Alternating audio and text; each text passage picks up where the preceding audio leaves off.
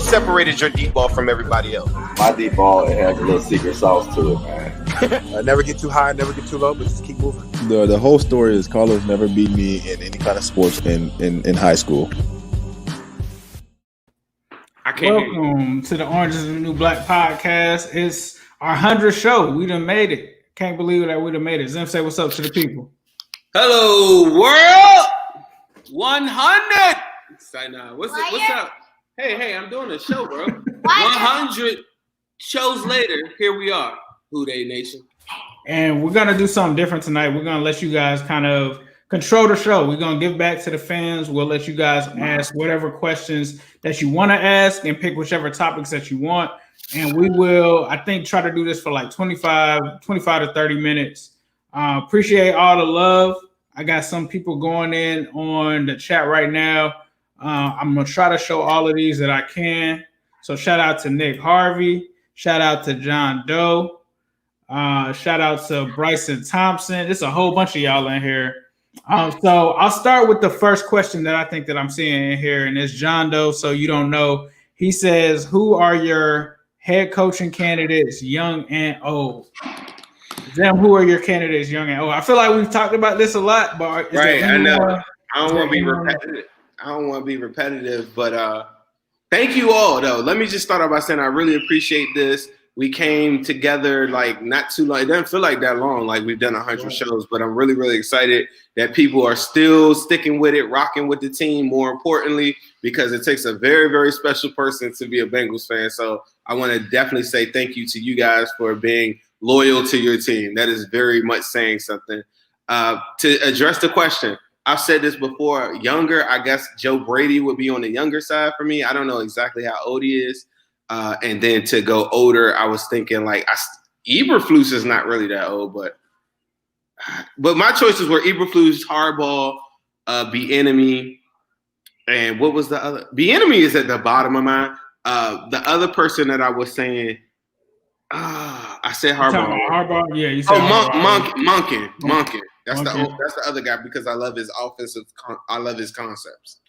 I mean, I think me and Zim have been pretty similar on this topic. I thought something that was interesting when we was on Cam Chancellor's podcast. He talked about Jim Caldwell. I mean, I wouldn't be opposed to that. That's another good one that we can throw in there. But I don't want to reiterate any of the same things that Zim has said. Joe Brady, I think we're both on the same page with that. Give me somebody new. Surprise me with somebody I've never heard you say. You got any surprises that you either were just thinking about? Not really, bro. Like, honestly, I haven't even really like looked into too many other like young head coaches that they say are like the next guy that I can think of. I honestly can't even think of any other ones. Like somebody, I haven't. Because the guy said he wanted somebody young, and I was saying Joe Brady, and somebody just Lincoln Riley. Yeah. All right, and that was what I was about to say. Is Joe Brady 31? Lincoln Riley got to be around the same age, right? Right. Yeah, Lincoln Riley, I would rock with just because he's had like so many Heisman quarterbacks that he's kind of coached. So I would give him a shot. I mean, it seems that we're kind of trending moving towards like the explosive college offenses anyway. So I think he might do pretty solid in that role as well. Looks like he's got another question here. Go ahead. You have he said Stephen Moore said Luke Fickell would be a good coach. How do you feel about Luke Fickell? Luke Fickell, that's the dude from Ohio State, right? No, that's the dude. Oh, he went from Ohio State to UC. Yeah, to UC. Yeah. So you were right here. He's not bad. He's not a bad option. Urban Meyer would be dope. Like that would be like home run. I don't know if he's sick or not, but like Urban Meyer would also be dope. I remember him coming to like a Bengals training camp when Marvin was the head coach. That would be dope. But I don't know what his health looks like. Yeah, remember I asked that same thing, I think, to Lindsey Patterson or somebody on our interview. I was like, what's Urban Meyer's health like? Because I know he had like a heart condition where he had to be away from football, and they told him don't be in very, very stressful environments. Right, and this is a very stressful environment. Ain't nothing more stressful than being a coach. Ask Zach. Right, facts. Who's our backup quarterback next year? Ooh. So let's have you lead off with that one. Backup quarterback for next year. I would want it to be someone that's a veteran, someone that can show Joe Burrow the ropes. I think like we made a fatal mistake, and I think I posted something this season where I said that I would take Joe Flacco, and it wasn't because I think Joe Flacco is good. I just felt like he was a guy that knew the division, knew the opponents, knew the Ravens, knew the Steelers, knew the Browns, could teach Joe some things. Someone that seasons that has been around. I've also heard people talk about Ryan Fitzpatrick. I wouldn't be opposed to that either. Or anyone, I think Zameis talked about Cam. I wouldn't be opposed to that either. Like anyone that can come in and really give advice to Joe Burrow that's going to be valuable. Like certain things that John Kitna kind of did for Carson Palmer, like little things like that. I would take any kind of veteran quarterback that can come in. Like having somebody like a Ryan Finley doesn't really do much for Joe. Like it's just a guy that doesn't bring anything. Yeah, I hope he's gone. I think he's gone. Yeah, I think so too, for sure. What do you think about the guy that they signed today, Shermer, the backup for Mahomes at one point? They signed him earlier today. If you guys haven't seen that, we're recording this on the 17th of December. But that's a guy that a lot of people felt really good about at some points in camp with him, just being – I've reached out to a couple of Chiefs fans. So it's a couple of people that really like this game the same way. I thought Hogan was a pretty good signing, but I guess he's got like a bit of an injury or something where now, like it's looking doubtful for him. And that was the reason why I thought that they brought Shermer in there or whatever the guy's name is. Yeah, Shermer, I think someone was telling me that he's actually related to Pat Shermer. So he's like Pat Shermer, the coach's son or something like that. Right. I honestly don't know anything about him than what you just said right there, that he played for the Chiefs and that he's Pat Shermer's son. I wouldn't mind to see like if he does pretty solid. I actually kind of like Brandon Allen. I wouldn't be opposed. I thought he was okay. Unpopular opinion. I posted some throws on my story. I posted 2 of his throws. I always post like 8 or 10 plays that I really, really like from the previous game. But one of the throws was one of the ones to AJ Green on the sideline. It was a big third down play. He was under pressure. Slight rollout, rolls out to his right, hits AJ on the sideline, right in the nick of the time in between 2 defenders. Right. It wasn't, like it's not an everyday throw. So it's some encouraging stuff from Brandon Allen. It sucks that he's hurt because I do want to see him. Like I want to see how does he feel against Steelers because you're gonna get ate up regardless. So right. I just want to see like is he so timid to the point where he can't even get into a drop back because we know one thing about AJ McCarron is that he wasn't Dalton, he wasn't elite, but he damn sure wasn't scared of Pittsburgh when it was time. Right. So anybody, like I know you kind of talked about Cam. Is there anybody else like about Cam or how can you sell them on Cam? Because I saw some people pushing back. I don't think they should, but I think everybody pushed back. Somebody else posted that they said we should go get OBJ. I think it was Gary Owen. So shout out to Gary Owen. I don't think that's the greatest signing of all time, but I'm so not against that. I feel like his value is at the lowest it probably will ever be. Browns are probably like, well, we've had really good success. Let's get rid of him and let's figure out a way to get out of this contract. It doesn't sound that crazy because it will come to work out less than AJ's current contract, but that's a whole nother story. You asked me directly about who? The backup. Cam Newton. Cam Newton would work to me because this year has humbled him. So for me, a lot of people talk about the money and stuff like that. He didn't do anything to make his value skyrocket through the roof. What he's going to be looking for is an opportunity to play the same way he was with New England. I don't think the New England Patriots go through that another year, and I don't think he would go and comfortably say he wants to be the backup. Now, what he would do is go to a team that absolutely has an opportunity to play a quarterback early in the season, as we're talking about Joe Burrow coming off his injury, be a force in the locker room. He's now a little bit older, so I know the positive vibes that Cam has on a practice field and what he brings according to players I talk to and teammates that just speak out openly to the media. So that's not a problem. Like, I think people think that's the issue. You haven't heard one thing from him bad in New England. You can't fault the guy for getting COVID. I don't think he's going to demand a bunch of money, and I just think that this is a bit of an opportunity for him to audition for somebody else. And what I was talking about on the last show is like you want to take players that maybe their stock isn't that high and raise the stock instead of moving people when they have no value or getting nothing in the case of John Ross or virtually nothing for Dunlap. Cam Newton, you have the opportunity to build him up. Somebody has a freak injury or something like that. You know Joe Burrow's coming back. You can move Cam and maybe finesse him for a pick. And at the very least, I feel like he, at this point in his career, he is a better locker room leader. And I think it's a stigma that's associated with him that isn't really warranted. He doesn't have any off the field issues. And the money thing, I think he's going to get less than Ryan Fitzpatrick. I think a million teams are looking at it right now. Like if you're even, let's say you are the Chiefs and you had the money to do it, you say, hell yeah, I want Ryan Fitzpatrick if Mahomes goes down. I know I can still win the Super Bowl. So I think Fitzpatrick's, the fans are looking at it a little bit different than me. Like I feel like because his value is so high right now, everybody's like he legitimately comes in and he's a big time backup. He's going to demand more money on the marketplace. I think Cam Newton has showed teams that he won't work with their offense. I think he could work on our offense because it's predicated on his strength right now, and that's throwing it short. He still has an arm, but he doesn't throw the ball accurately deep. But on short passes and getting into players in space, I think Cam would thrive in this. So Stephen Moore asks, do you think Zac Taylor will get fired?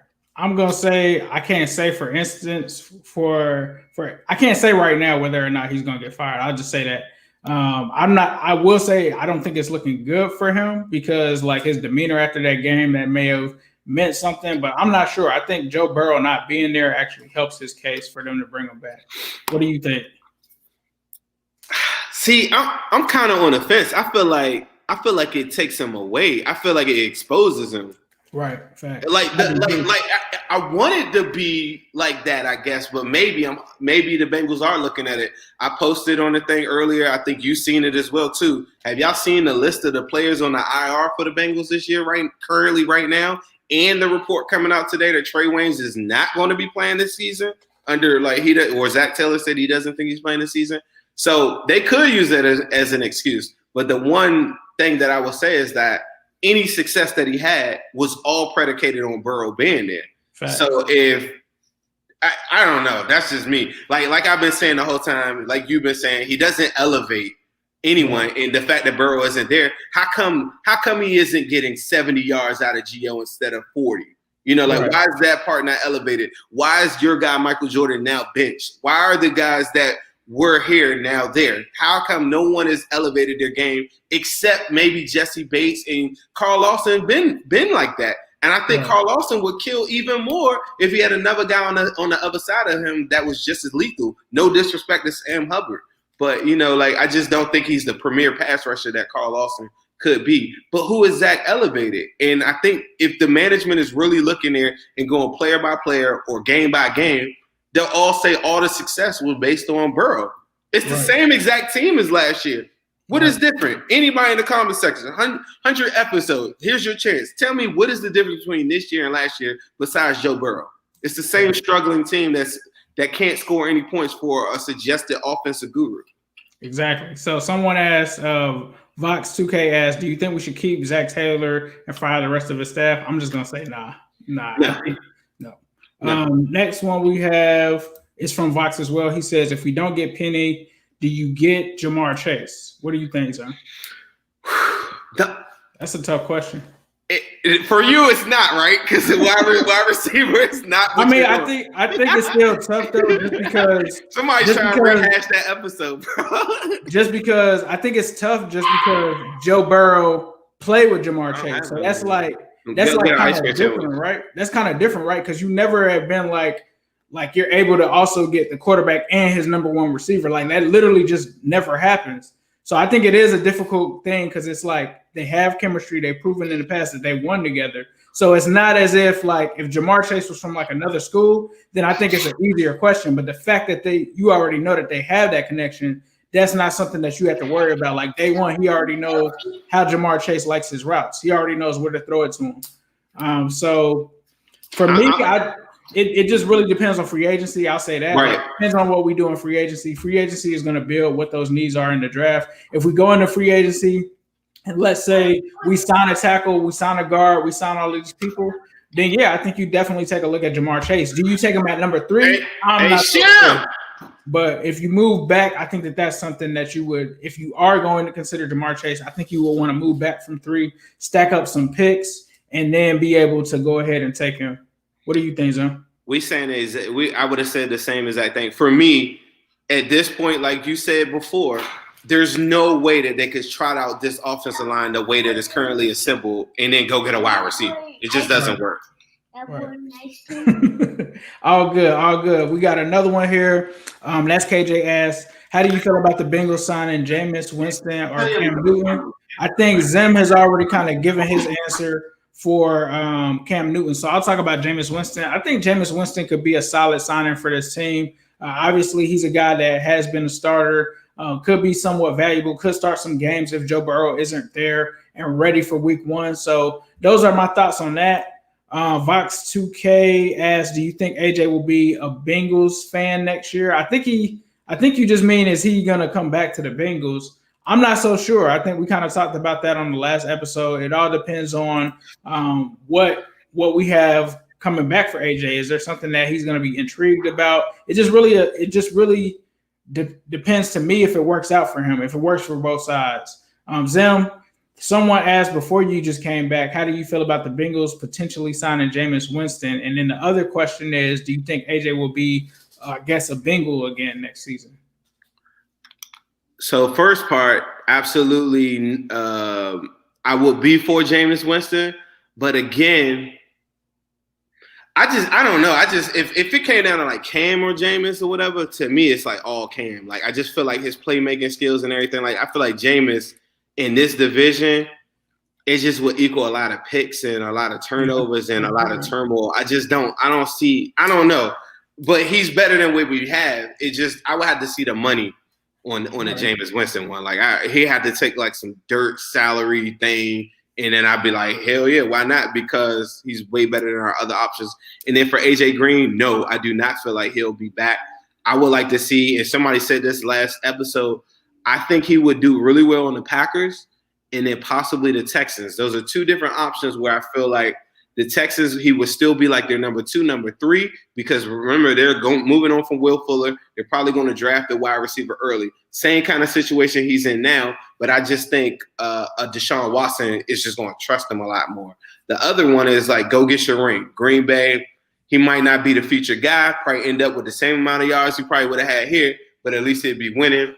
It's hard to say, though. Green Bay just, they just got so many threats at wide receiver, but I just think you could fit AJ Green in it because they do have speed. They do have guys that do opposite of what he does. So I don't know. That's a tough one, but he wouldn't be a Bengal though. We got a Facebook comment here from Robert Warwick. Will the Bengals keep the 3rd pick in the 2021 draft, or will they trade down for more picks? For me, I'm gonna say I think it depends on if Panay is there. If somebody jumps up in front of them at number 2 and they take Panay, I think that they would trade down. It really just depends on where they're at in that atmosphere. Like if they go out and sign a tackle, let's say in free agency, or they trade for one and tackle isn't a need, maybe they don't take Panay. But I think that it is a possibility that they could trade down because we've never seen them trade up, but we have seen the Bengals trade down. So I wouldn't put it past them. But I think if Panay is there, you have to like pretty much take him at number 3. I think that would be the right thing to do. What do you think, Zim? Panay is a slam dunk the same way Joe Burrow is, but the impact that Panay would have on a team isn't the same impact that Joe Burrow would have on a team. And that's not to discredit what Panay brings to an offensive line or the talent that he would bring. I just don't think an offensive tackle can win you a game the same way a quarterback can win you a game. But with that said, Panay is a slam dunk to go number 3. If you trade back, you can't go back any further than 8, 9. That's the mark. And by doing so, you better add another late first or something, or a early second. And I don't know who has that. I don't study like people's picks like that. So you guys in the audience, you guys and girls will have to tell me like who has like a surplus of picks. And the reason why I say 8 and 20, I think is because I believe the Dolphins have the 8 and the 20. So that would be a scenario where I could see them trading back. If it's not something like that, because think about it, the Dolphins will be fresh off the playoffs. Say they make the playoffs, and they're like one tackle away from being an elite line. Then they go get somebody in free agency. That would be the mindset of like the Dolphins or somebody. But if they don't make the playoffs and they missing holes and stuff like that, you're not about to give up the 8 and the 20 pick. Right. So it has to be almost, I wouldn't say a unicorn, but a very special franchise that has like the picks that we need, because the number 3 pick is no joke. Do yourselves a service and go on Google and just go look at a draft chart. The number 3 pick can get you a lot of action, buddy. Facts. So we got a question here from Wayne on Facebook. He says, "Can we stop blaming Zac Taylor and get on the front office and ownership?" No. So, I mean, I had this conversation. Did I have this conversation with you maybe? But one thing that I just know in the back of my mind is I feel like we are a little bit held or pigeonholed by the front office, and that's out of our control. I feel like there's nobody like, Jeff Bezos isn't coming here tomorrow to go buy the Bengals. Right. And I know that, and I'm not going to come on this show and be preaching like, this is who we should get, Mark Zuckerberg, or, like just naming billionaires to go get a new friend. Like the chances that happen are very slim to me. Right. So what I do know that we can control is the narrative on how maybe reporters report how this is going, or the fans are going to be putting in the comments, and we're going to be doing our show. You're going to be doing your thing on YouTube so that the message is out. We don't want Zac Taylor, right? And then, right. Maybe the front office sees that. We get in the coaching that we like. The same way I think the Bengals read the comments and said, we'll kill you if you don't get Joe Burrow. I do believe that there's some validity in that. So that's in life, you got to control what you can control. I can't go into the front office of Mike Brown or whatever, but I can influence a group of people, or I can have a conversation with a group of people to talk about why I think Zac Taylor should go. And that's how we end up on coaching. And we watch coaches get fired every year on a specific couple of dates. And so we're just thinking that's going to happen. For me, that's my perspective. I just feel like that's more logical than a big campaign on like how we can get the front office out. Yeah, I think you're right on that. Because, Duke Tobin has been here since 2000. I don't think he's going anywhere. We might be able to criticize him, but it's likely that Duke Tobin is returning. So like Zim is saying, there's no way you're going to get front office and ownership out of there. We've got a question from Mario. I kind of feel bad for the front office. Do you ever think about that? Like, here's a guy that gets born into this, but yet he can't fulfill his father's dream.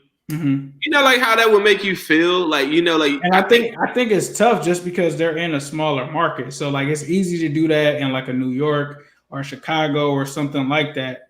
But I think a lot of people also forget like this is like a family-owned business. So at the end of the day, I think like you brought up before on this channel, it's hard for them to take some money and put it in escrow for guaranteed money versus a New York team that has an ownership group where it's several billionaires that have a stake in one team. Right.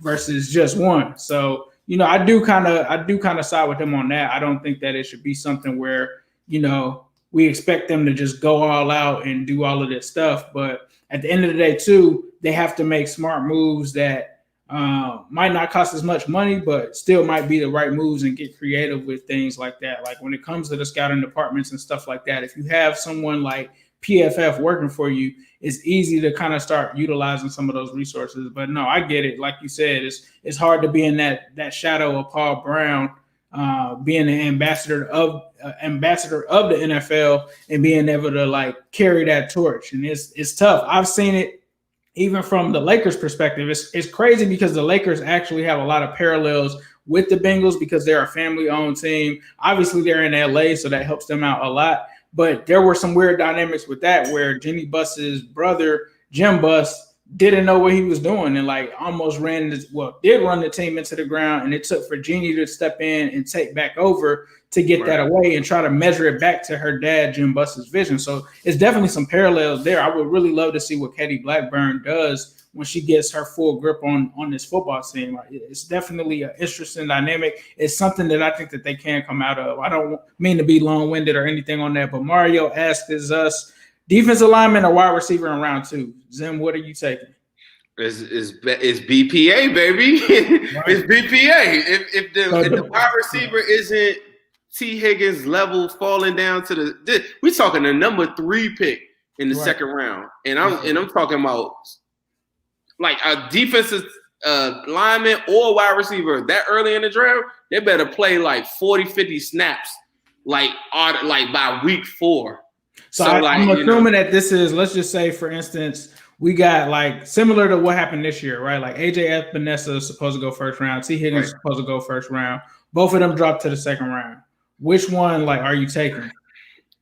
Whichever one is higher, like if it's one that's higher or You taking BPA. You taking whoever is the highest rated player. I'm gonna take BPA. I'm gonna trust my scouts, but I'm gonna tell you this: if that dude is any bit of the talent that T. Higgins is, right? I just feel like that's one last thing I don't ever have to worry about for the next 3-4 years for real. Right. And I knock that out, and I give Joe Burrow the weapons. Like he's never in a position. Even if Tyler Boyd left a year or two from now or something, right? He's never in a position where we just absolutely have nothing. But you have to do that at the same time. You better go get a defensive tackle because you got DJ Reader and Tupou, who to me are the best defensive guys right now on the front. Like me personally, I'm not counting Lawson and Hubbard on the edge. But those two, they better come back like healthy, and you got to go get somebody else again because Mike Daniels, I like Mike Daniels. I like Covington, but you don't have a 3-tech that can rush the passer. And at that early in the draft, it better be somebody that can rush the passer and stop the run. Right. And they better be ready to play right away. And if the guy ain't that and it's like a project and it's a Malik Jefferson 3rd round type project type guy or something like that, and we're basing it off of what we think he might do, nah, that's a hard pass for me. I'm going wide receiver, but we better go get the defensive guy in free agency or figure out a trade or something because the trenches have to be fixed on both sides of the ball. And I think that's the theme for this upcoming all season. In the middle of that, if I can get some playmakers for Joe, I want to do it too. But like Ace has been saying all along, you can no longer ignore the elephant in the room. So you have to go address those things if you're going to go make moves like that with a wide receiver or a playmaker. Yeah, I think like you said, I think it depends on, what can this person bring to me? Because I think it's kind of hard to find a defensive lineman, honestly, in the second round outside of Carlos Dunlap that I can think of that comes to mind that was like a first round kind of talent. But you've always seen wide receivers that go in round 2 that have been first round kind of talent. So I think it just really depends on what you do in free agency, what your draft needs are, and who's the higher person on the board. If it's someone that you can't pass up on, like a T. Higgins, then you take it and you figure it out later. Maybe even if you take him at that position, maybe you trade in the next round for that defensive lineman, something that the Bengals haven't done. So maybe it's something like that, or however they go about it. Then you also have to think too, there's always going to be trading camp cuts and stuff like that. So you gotta do what you gotta do at that situation. So somebody says, I think hold on. Before you ask the next question, Ace, I just thought about this. We're in the middle of the show, probably about right now. I'm gonna throw a curveball at you real quick, and I'm gonna see if you can hit this one out of the park. Okay. I want to, because this is the 100th episode, and I just tweeted this out that it's the 100. This is a fan appreciation night. Right. I want to give someone a Burrow Babies. Damn, I ain't had a hat with me right now. I want to give somebody a Burrow Babies shirt right now tonight.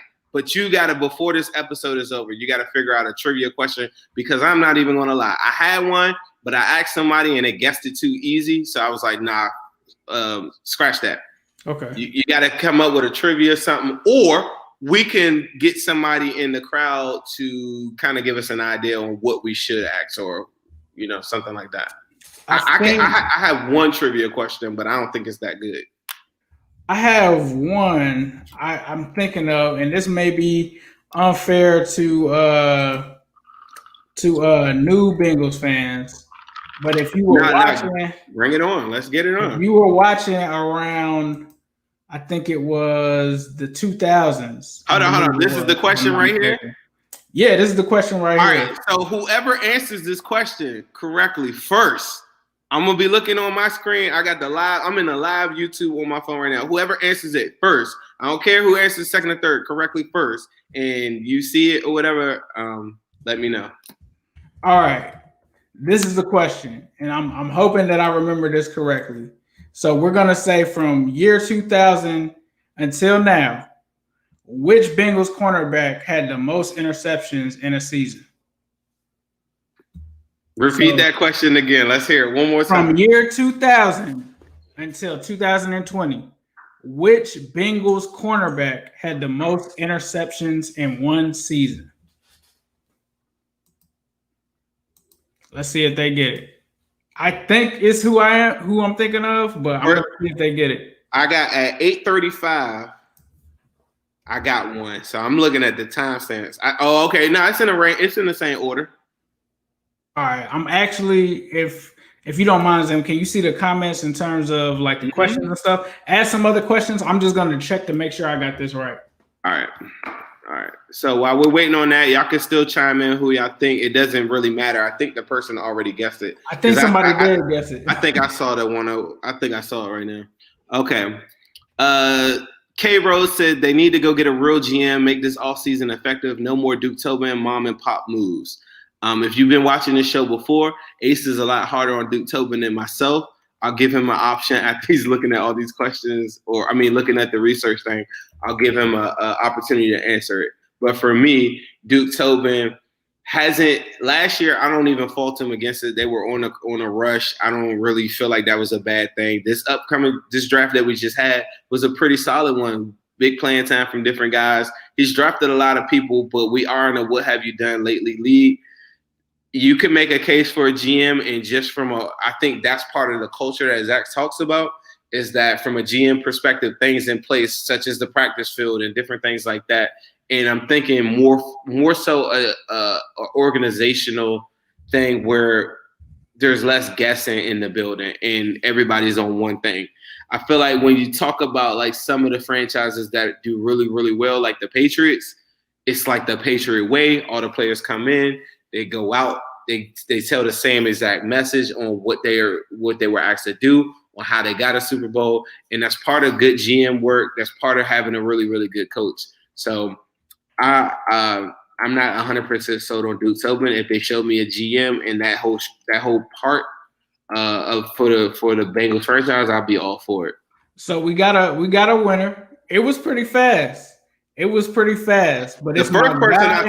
first thing I saw was Delta O'Neal. That's the first. It is Delta O'Neal. Delta O'Neal. I actually thought it was Tory James, but it's Delta O'Neal. Okay. So the answer is Delta O'Neal. It looks like the first person that said Delta O'Neal was my guy Melly. He said Delta O'Neal. So Melly, I don't know if you have Instagram, but you're gonna have to DM me on Instagram or message me on Twitter. Or at me on something so I could just see it. I seen a lot of Leon Halls. I was kind of thrown off by that. I seen Reggie a couple times. I seen Pac-Man, Tory James. Somebody guessed Sims. Little Sean Sims. Y'all funny. All right, so congrats to Melly on 100 episode night, winning a free Burrow Baby shirt. Just send me the size. I hope I got it in stock. Winston, someone asked while you were looking that up. They were saying, what do you feel about Duke Tobin? We need a GM, or what's your overall thoughts on Duke Tobin? I think you guys know how I feel about Duke Tobin. I think that they should try to. I feel like the only reason that I would come at Duke Tobin is just because since 2016 until now, the offensive line has been an issue, and I don't think that you can really point at Zach and say that it's the issue because it's kind of spanned two different coaching eras. So that's why I kind of say Duke Tobin. He still had a great draft this last draft, but I think if you look at 2019, 2018, 2017, and 2016, and you look around, I think I was listening to Locked On Bengals, and they were talking about how the division has drafted better than us in some of those recent drafts as well. I think that's where you can get critical of him. But it's certain other things that I would like to see from him, such as trades and stuff like that. It's like rare when the Bengals do a trade. It's almost like, I don't know, it's like a once every 5 years kind of thing in terms of like a player for a specific player or something like that. So I like to see more of that. But realistically, like I said earlier in the show, he's been here since the year 2000. When you do that, you could get the wrong guy. You could get the Zac Taylor of GMs when you had the Marvin Lewis of GMs and Duke Tobins. So it's always a risk, but I wouldn't be opposed, but it would have to be for somebody like that you would want to actually bring in that's established, like John Dorsey. I think somebody talked about him. John Dorsey would be somebody that I would be willing to take that risk on to bring in.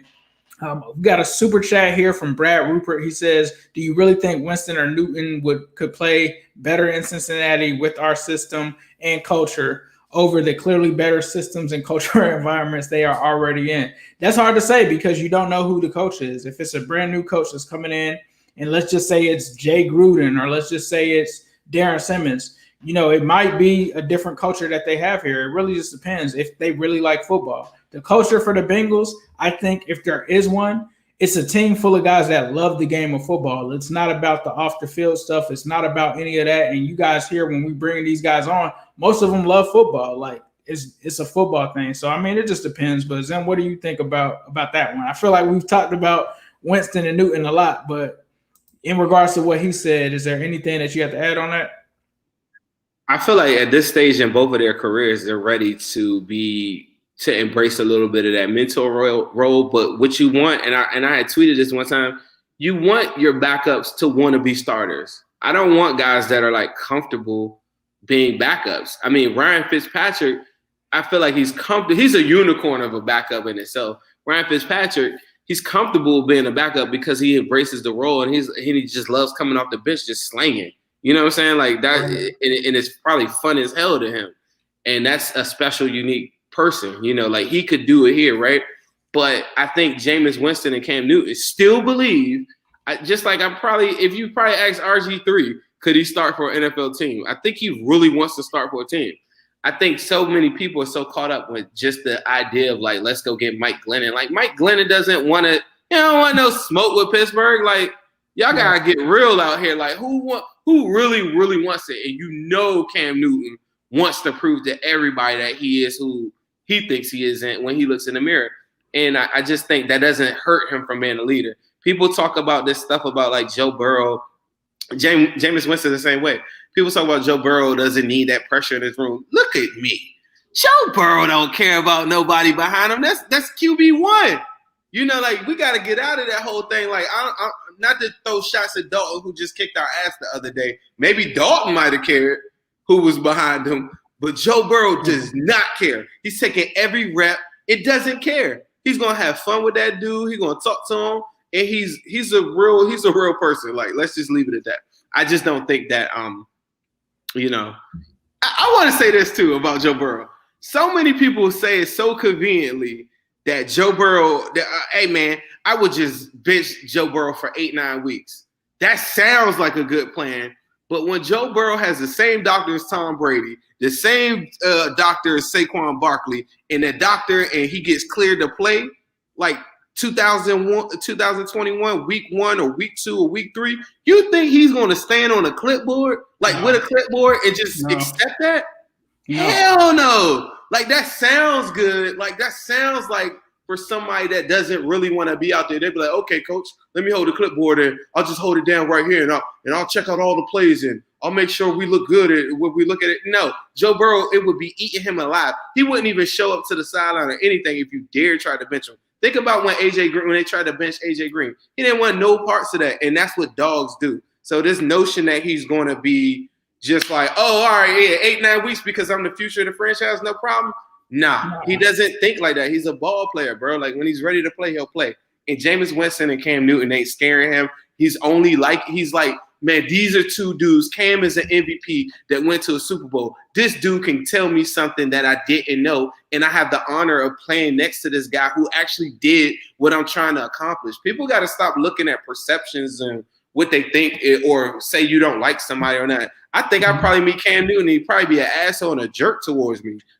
But that doesn't mean that I don't want him on my football team. I could be wrong. Me and him might be cool as hell. I don't think he's probably the nicest guy in the world. I don't give a shit either. I want to win football games. No, facts. So with that being said, I want to go ahead and get this wrapped up. We appreciate you guys, all of the love, all of everything. Melly, he said he just DM'd you on Instagram, so be sure to follow up with Zim so you can get that Zim Houday Burrow Babies hoodie at zimhouday.com. Appreciate you guys for supporting all of us. You can follow Zim on Instagram at Zim_Houday. You can follow him on Twitter at Zim Houday. Come join us, as he's pointing to right there. And then you can find me on New Stripe City on YouTube and on Twitter. Zim, was there anything that you wanted to say to the people before we wrap? Keep on rocking in the free world. Like, hey, man, hey, you know what, man? If you know Narwhal, shout out to Narwhal. I don't know why I just did that, but Narwhal is like the greatest interviewer of all time. He has nothing to do with this show, but I just love that guy. And he always says, keep on rocking in the free world. Keep on rocking in the free world. But anyway, yeah, keep on rocking in the free world. Appreciate you guys for joining in 100th episode. Shout out to Melly for getting the question right. Please follow my partner Ace on YouTube. at New Stripe City. Please make sure you get a cup from New Stripe City immediately. Make sure you go ahead and support him. Yeah, there's a cup. There it is. No better way to drink some damn coffee in the morning with a New Stripe City cup. So let's make sure we get drinking something else with this Steelers game on Monday. We didn't even have to talk about the game. We don't need to. Not on the 100 episode. Not on the 100 episode. We're not talking about that team on the 100 episode. We can't talk about it. Right. I don't want to talk about it. So good luck to that. Monday night. Are we going to do another show before the game, or are we going to just let it ride? I'm down to let it ride. I'm down to do a show. If y'all want a show before the Steelers game, if y'all want any thoughts on the Steelers game, hit me up. Hit Ace up on Twitter. New Stripe City. Zip Hude. If we get enough mentions, we'll do one. If we do mentions, we get enough. I ain't gonna say the number. We get enough. I'll definitely do a 20-minute show on how the Pittsburgh Steelers will kick our ass. I guess I don't know. Like, what's that show about? I don't know. But thank you guys for listening to today. Supporting Orange is the New Black, Cincy Jungle. Appreciate you guys for giving us this opportunity. And we have many bright episodes ahead. Who they? Hello, world. What separated your deep ball from everybody else? Ball has a little secret sauce to it, man. Never get too high, never get too low, but just keep moving. The whole story is Carlos never beat me in any kind of sports in high school.